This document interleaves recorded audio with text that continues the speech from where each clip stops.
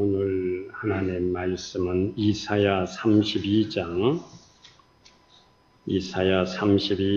16절에서 20절까지 말씀이 되겠습니다. 16절 그때 정의가 광야에 거하며 공의가 아름다운 밭에 거하리니 공의의 열매는 화평이요 공의의 결과는 영원한 평안과 안전이라. 내 백성이 화평한 집과 안전한 거처와 조용히 쉬는 곳에 있으려니와 그 숲은 우박에 성하고 성읍은 파괴에 되리라. 모든 물가에 씨를 뿌리고 소와 나귀를 그리로 모는 너희는 복이 있느니라. 아멘. 뻐꾸기에 탕란이라는 말이 있습니다. 뻐꾸기가 자기 알을 위탁한다는 뜻입니다. 뻐꾸기는 직접 둥지를 틀지 않습니다. 그리고 종달새, 그리고 떼까치, 맷새 등의 둥지에 몰래 알을 낳습니다. 뻐꾸기 알은 다른 새 알보다 먼저 부화를 합니다. 알에서 갓 태어난 이 뻐꾸기는 다른 알들을 모두 둥지 밖으로 밀어내고 혼자 둥지를 차지합니다. 이 동물의 왕국을 보면서 갓 태어난 이 뻐꾸기가 다른 새 둥지에서 다른 알들을 밖으로 내밀어내는 것을 보고 우리 사람들이 저놈 좀 봐, 저놈 좀 봐, 저것 좀 봐, 저 자식 좀 봐, 그렇게 놀라면서 보는 일들이 종종 있습니다. 그러면 어미 새인 이 종달새, 떼까치, 맷새는 그 새끼 뻐꾸기가 자기 새인 줄 알고 열심히 새끼 뻐꾸기에게 먹이를 물어다 줍니다. 그리고 20일 정도가 되면은 새끼 뻐꾸기는 무럭무럭 자라나서 나는 연습을 합니다. 그리고 그 뒤에도 새끼 뻐꾸기는 일주일 정도 더 먹이를 얻어먹은 다음에 다른 곳으로 훌쩍 날아가 버립니다. 동화에 뻐꾸기와 비둘기의 대화가 있습니다. 한 마리 뻐꾸기가 나무에서 슬피 울고 있습니다. 그 옆가지에 앉아있던 비둘기가 물었습니다. 뻐꾸기님, 무슨 일로 그리 슬피 우십니까? 배가 고프신가요? 아니야. 그러면 무슨 속상한 일이라도 있는가요? 뻐꾸기가 한숨을 토하면서 말합니다. 내 아이들이 나를 알아보지를 못한답니다. 자녀들에게 이런 대접을 받을 줄은 정말 몰랐어요. 노년이 너무 외롭고 씁쓸하군요. 비둘기가 다시 물었습니다. 당신이 언제 알을 품으셨나요? 둥지 알을 품고 앉아있는 모습을 한 번도 본 일이 없는데요. 뻐꾸기가 부끄러운 표정으로 대답을 합니다. 화창한 날씨에 어두컴컴한 집구석에 틀어박혀 있는 것이 너무 답답하잖아요. 그래서 알들을 모두 다른 새집에 넣어두고 저는 이 산 저 산 놀러 다니며 노래를 불렀답니다. 비둘기가 다시 말합니다. 참 욕심이 많군요. 심은 것도 없이 무엇을 바라시는가요? 뻐꾸기님, 인생은 심은 대로 거두는 법입니다. 뻐꾸기님, 인생은 부메랑입니다. 자기가 던진 대로 다시 돌아오는 것이 바로 인생이라는 법칙입니다. 어느 교회에서 점심 식사가 끝나면 구역별로 돌아가면서 설거지를 하는데 어떤 남자 집사님이 얼마나 설거지를 깨끗하게 하는지 아주 여집사님들의 감탄할 정도였습니다. 그래서 물었습니다. 집사님, 어떻게 그렇게 설거지를 그렇게도 깔끔하게 어쩌면 그렇게 잘하세요? 남자가 설거지를 하는 걸 보면은 마음에 안 들어서 여자분들이 종종 다시 하는 일도 있는데 어쩌면 집사님은 남자로서 그렇게도 깔끔하게 설거지를 잘하세요? 이분이 껄껄 웃더니 저를 이렇게 만든 사연이 하나 있습니다. 제가 고등학교 때 교회 수련회를 따라갔거든요. 그런데 선생님들이 간식으로 먹을 토스트를 준비해 놓은 것을 보게 됐습니다. 그런데 그게 참 먹고 싶더라고요. 그래서 그 중에 한 토스트를 이렇게 봐서 계란을 몰래 후라이 계란을 하나 빼먹었는데요. 그리고 드디어 간식 시간이 됐습니다. 선생님들이 계란이 없어진 줄도 모르고 토스트를 나눠주는데 글쎄 그 계란 없는 토스트가 제 것이 됐지 않겠습니까? 저는 그때 가슴이 얼마나 철렁거렸는지 모릅니다. 하나님이 그렇게 하셨다는 확실히 들더라고요. 정말 그때 가슴이 철렁거렸습니다. 만약에 오늘 내가 이 그릇 중에 하나라도 제대로 닦아놓지 않으면 다음 주에 분명히 제 밥이 그 밥그릇에 담길 것 아니겠습니까? 성도 여러분, 심은 대로 거두게 하시는 하나님을 믿습니까? 하나님께서 우리에게 심게 하시고 자라게 하시고 거두게 하시는 이 원리를 통해서 하나님은 우리에게 복을 주시는 겁니다. 우리가 하나님에게 복 달라고 하나님 앞에 기도를 하지만 이 축복에는 4가지 원리가 있습니다.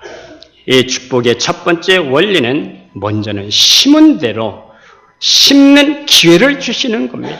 하나님이 심을 수 있는 시간을 주시고 기회를 주시는 겁니다. 때문에 우리는 지금 심어야 되고 열심히 뿌려야 되고 열심히 심어야 됩니다. 심는 대로 거둔다는 이 진리 속에서 하나님은 우리에게 복을 주시는 겁니다. 선한 일을 할 수 있는 기회를 주시는 겁니다. 작은 일이라도 할 수 있는 기회를 주시는 겁니다. 그리고 내가 심어놓았으면 나도 모르는 사이에 자라게 하시고 그 다음에는 거두게 하시는 겁니다. 이것이 바로 축복의 정도입니다. 사람은 이 도에서 벗어나기 때문에 세상이 시끄러운 겁니다. 심지 않고 거두겠다고 하기 때문에 세상이 시끄러운 겁니다. 우리가 마태복음 25장에 보면 예수님께서 달란트 비유를 하셨습니다. 5달란트, 2달란트, 1달란트를 맡겨두고 멀리 출장을 갔습니다. 5달란트 맡은 사람은 또 5달란트, 2달란트 맡은 사람은 또 2달란트를 남겼어요. 문제는 1달란트가 문제입니다. 이 주인이 이 사람에게 물었습니다. 이 게으르고 악한 종이라고 말합니다. 이 사람이 주인에게 뭐라고 얘기를 합니까? 주여 당신은 굳은 사람이라 심지 않은 데서 거두고 해치지 않은 데서 모으는 줄을 내가 알았으므로 두려워하여 달란트를 땅에 묻어두었다가 다시 가지고 왔나이다. 주인은 약하고 이 게으른 종아 책망을 합니다. 게으르다는 것은 이해가 되는데 악하다고까지 합니다. 우리가 생각할 때는 악한 것까지는 않아요. 왜? 본전은 가지고 왔거든요. 본전 띄어먹는 사람도 많은데 본전은 가지고 왔어요. 그런데 주인은 이 사람을 악한 자라고 말합니다. 그것은 심지 않은 데서 거두겠다는 말을 했기 때문입니다. 하나님께서는 너는 내가 심지 않고 거두는 줄 알았느냐? 그래서 주인에게 책망을 받는 겁니다. 성도 여러분, 심기는 내가 심습니다. 그러나 거두시는 분은 하나님이십니다. 거두시는 능력이 하나님에게 있습니다. 심지 않고 거두는 것은 바로 축복이 아닙니다. 예수님이 마귀에게 시험을 당할 때에 마귀가 이렇게 시험을 합니다. 이 돌이 변하여 떡이 되게 하라. 여러분, 떡이 되게 하려면 심어야 되는 것이고 열매가 있어야 되는 것이고 그 과정이 필요한데 이 돌이 떡이 되게 하라. 과정을 전부 무시하겠다는 겁니다. 심고 거두고 이 만드는 작업 없이 다 생략하고 돌이 떡이 되게 하는 것. 바로 이것은 정도가 아닌 겁니다. 또 역시 마찬가지로 천하만국을 보여주면서 내게 한 번만 절하면 이것을 내게 다 주겠다. 여러분, 천하만국이 마귀의 것입니까? 하나님의 것입니다. 성경은 어떻게 되어 있습니까? 시편 121편에 보면 하나님이 복을 주시는데 손이 수고한 대로 복을 주시겠다. 이게 바로 형통합니다. 손이 수고하고 심고 그래야 하나님께서 자라게 하시고 복을 주신다는 겁니다. 이게 바로 형통이라는 겁니다. 믿으시기를 바랍니다.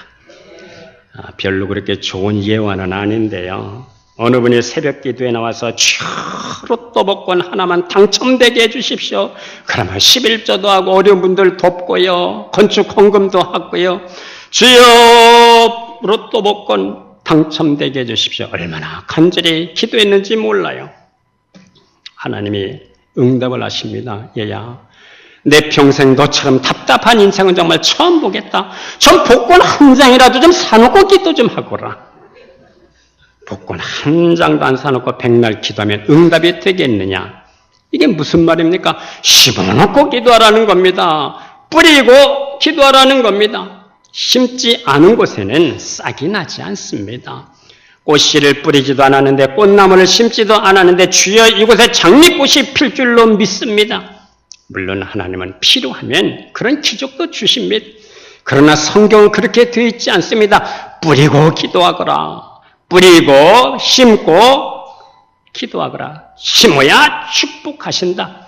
성도 여러분, 하나님이 기회를 주실 때 심고 뿌리기를 주의 이름으로 축복합니다. 두 번째 복의 원리는 고린도 후서 9장 6절의 말씀입니다. 적게 심는 자는 적게 거두고 많이 심는 자는 많이 거둔다는 말씀입니다. 예를 들어서 천평의 땅에 콩을 심었을 때 한 주먹을 뿌린 사람하고 한 말을 뿌린 사람하고 누가 많이 거두겠습니까? 두말할 것 없이 많이 뿌린 사람이 많이 거두게 되어 있습니다. 그리고 복의 세 번째 원리는 시편 126편 5절 6절의 말씀입니다. 우리 다 같이 한번 읽어보겠습니다. 눈물을 흘리며 씨를 뿌리는 자는 기쁨으로 거두으리로다. 울며 씨를 뿌리러 나가는 자는 반드시 기쁨으로 그 곡식단을 가지고 돌아오리로다. 울면서라도 씨를 뿌려야 가을에 거둘 것이 있는 겁니다. 사는 게 너무 힘들고 고통스럽고 눈물이 나서 뿌리지 않는다면 가을에 거둘 것이 없는 거예요.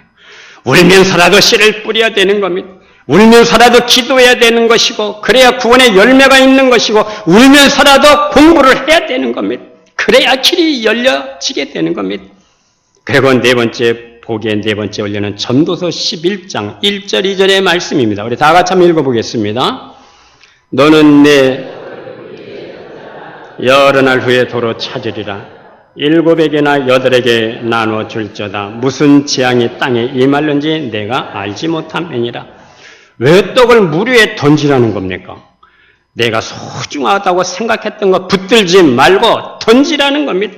이 던지라고 하는 의미는 그 다음 절 2절에 해석이 나와 있습니다. 7에게나 8에게나 나누어 줄지어다. 베풀고 나누어 주라는 뜻입니다. 우리의 소중한 것을 물 위에 던질 때 낭비라고 생각을 합니다.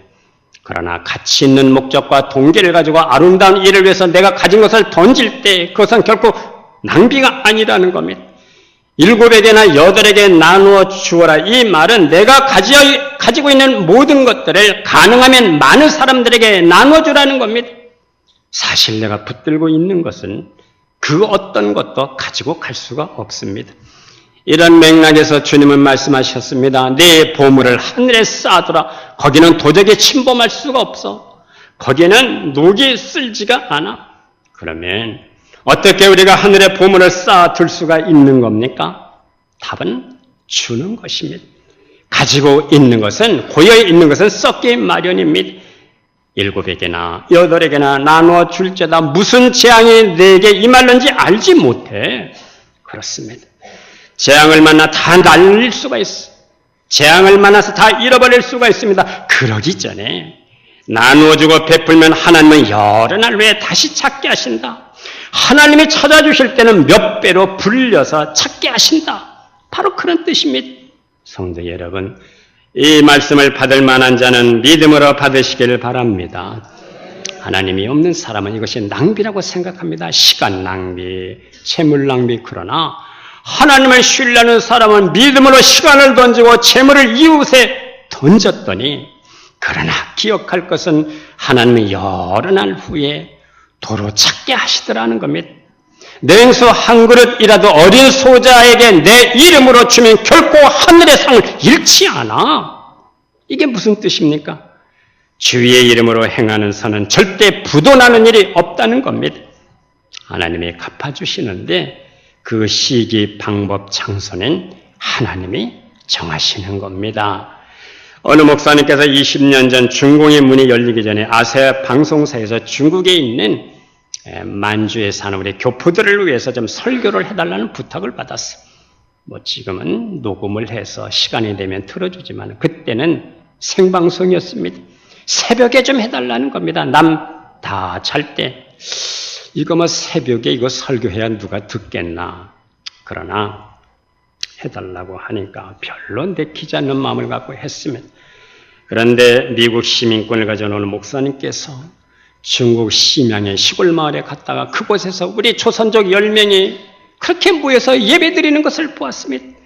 라디오에서 흘러나오는 말씀으로 예배를 드리고 아멘 아멘 하면서 간절하고 사모하는 마음으로 그분의 라디오에서 흘러나오는 말씀의 은혜를 받고 있더라는 것.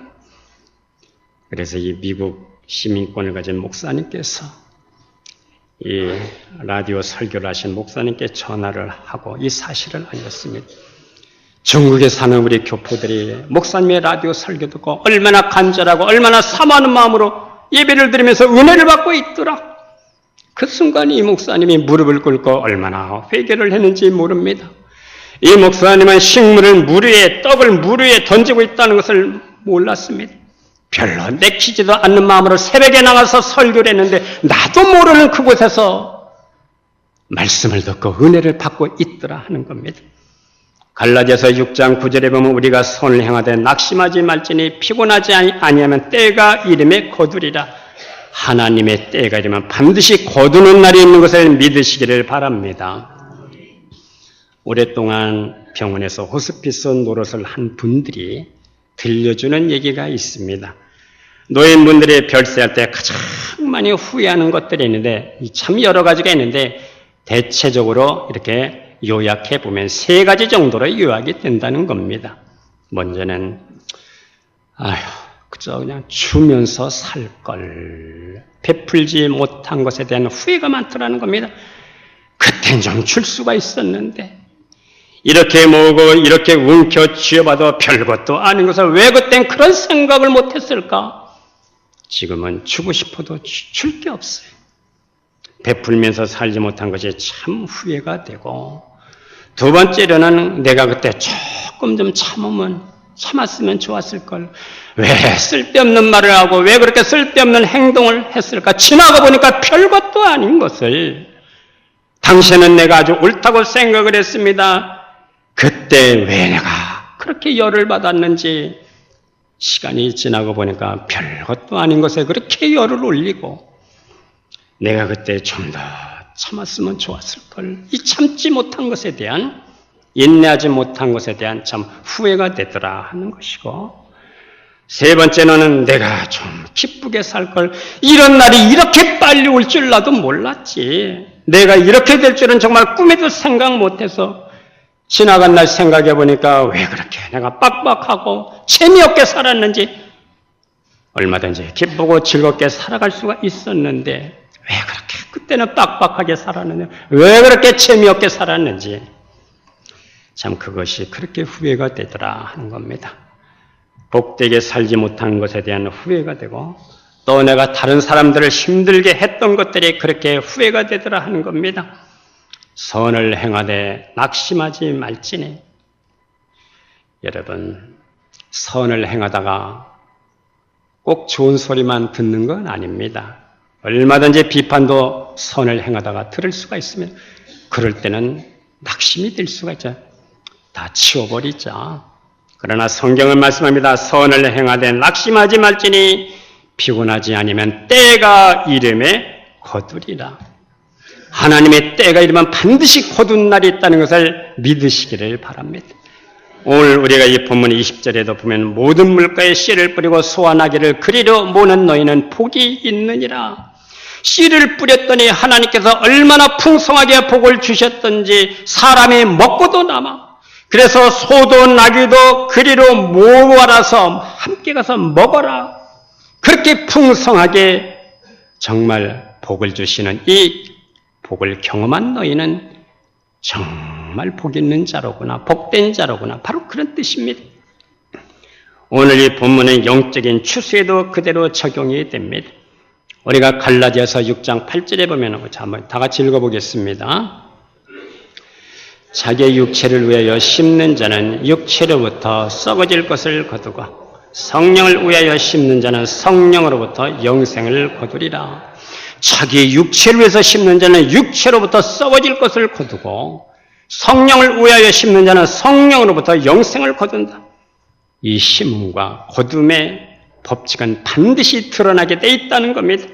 먼저는 우리 인생 가운데 드러나고 두 번째는 영원한 하나님 나라에 가서 드러나게 돼 있습니다. 내가 오늘 옛사람으로 심을 것인가, 새사람으로 심을 것인가, 육체를 따라 살 것인가, 성령을 따라 살 것인가. 어떤 사람은 육신의 생각, 육신의 감정을 심느라고 분주합니다. 그런가 하면 또 어떤 사람은 성령의 인도하심으로 다른 사람을 격려하고 믿음을 심어주고 낙심한 자들을 바로 세워주느라고 바쁜 사람들이 있습니다. 2주 전에 어느 목사님으로부터 전화 한 통을 받았습니다. 교역자 부인의 색소폰 팀들과 함께 대구 교도소에 가서 좀 설교 좀 해달라는 부탁이었어요. 하모니카도 좀 불어주시고. 처음에는 제가 목사님 죄송합니다. 제가 그날 대신방 약속이 있어서 109구역 대신방 약속이 있어서요. 못 간다고 했어요. 그런데 왜 그렇게 크게 마음이 걸리는 겁니까? 식사를 할 때도 밥을 먹을 때도 걸려요. 어두운 곳에서 나를 부르고 있는데 너무너무 생각이 나고 마음이 불편해. 평안하지 못해. 그래서 신방을 금요일로 미루고 다시 전화해서 가겠다고 했습니다. 그리고 하모니카도 조금 더 좋은 곳으로 좀 사서 갔어요. 그날 교도소에서 예배드리는 사람들은 주로 중범죄자들이었습니다. 수요일날 예배드리는 사람들은 그래도 조금 경범죄자들이고, 목요일날 예배드리는 이 사람들은 아주 흉악범이고 무기수들이 많았습니다. 한 2,000명 가운데 약 700명 정도가 예수를 믿는 그러한 죄수들입니다. 그 중에 18년 전에 갔었을 때 바이올린을 아주 잘 켜는 청년이 있었어요. 이 청년은 음대에서 바이올린을 전공하고 서울 예술의 전당에서 일을 하고 있었습니다. 그런데 자기 애인이 자기를 배신했다는 겁니다. 그래서 그 분을 이기지 못해서 자기 애인을 죽였어요. 이 친구가 지금도 무기수로 있는 겁니다.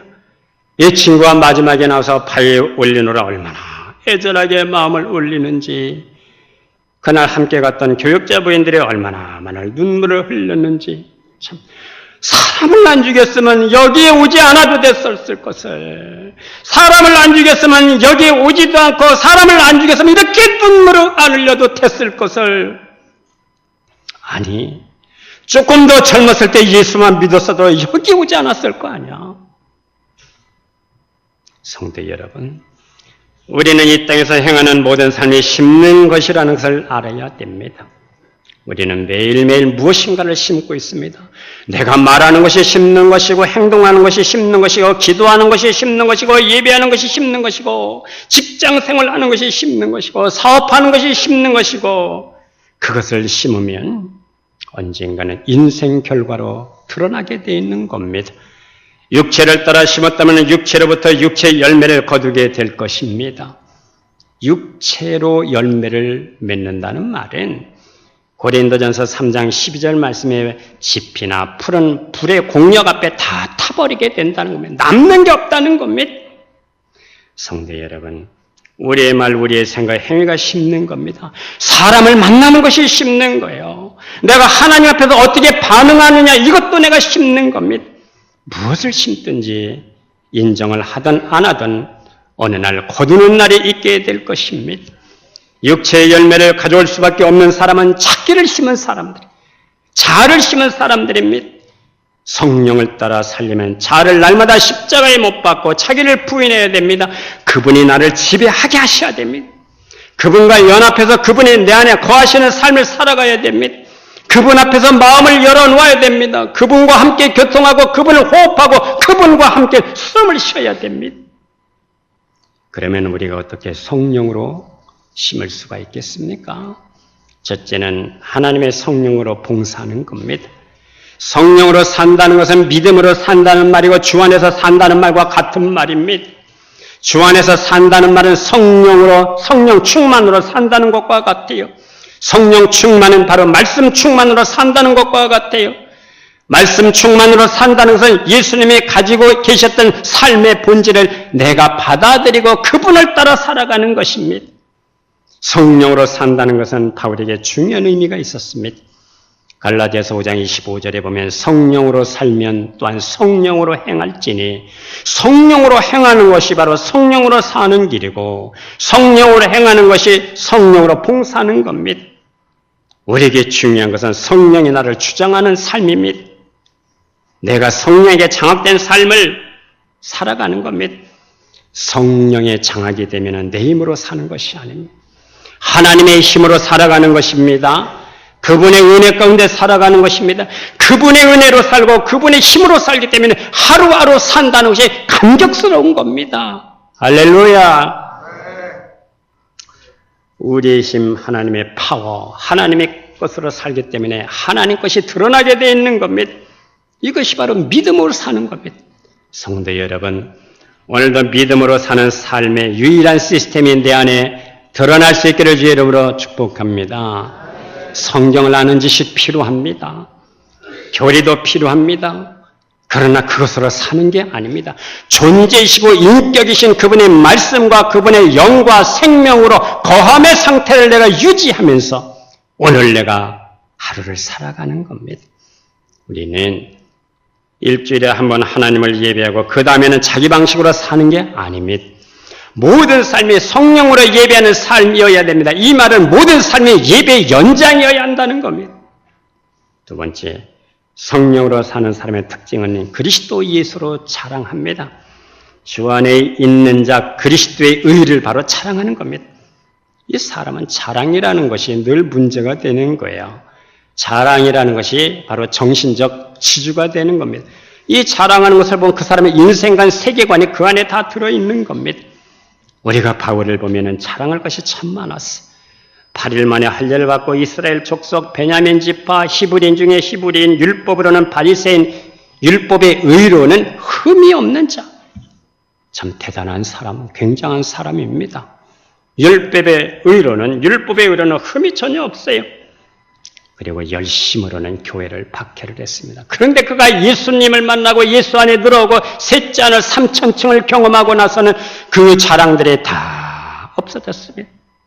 모두 덧없는 것, 헛된 것, 부질없는 자랑, 오히려 해로운 것들이 됐습니다. 분토와 같이 여겼습니다. 남은 것은 오직 예수, 그리고 그분의 십자가였습니다. 갈라디아서 6장 14절에 보니까 내게는 우리 주 예수 그리스도의 십자가 외에는 결코 자랑할 것이 없도다. 고린도전서 2장 2절에 보면 내가 너희 중에서 예수 그리스도와 그의 십자가에 못 박힌 것 외에는 아무것도 알지 아니하기로 작정했노라. 왜 십자가입니까? 원래 십자가는 중한 형벌의 상징이었어요. 그런데 그 의미를 바꿔놓은 분이 바로 예수님이십니다. 그러면 바울은 왜 십자가를 자랑하고 그렇게 중요하게 여기는 겁니까?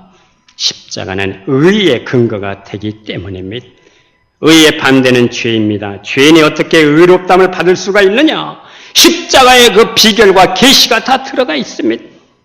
하나님의 사랑, 하나님의 성품, 하나님의 뜻이 십자가를 통해서 우리에게 전달되는 겁니다.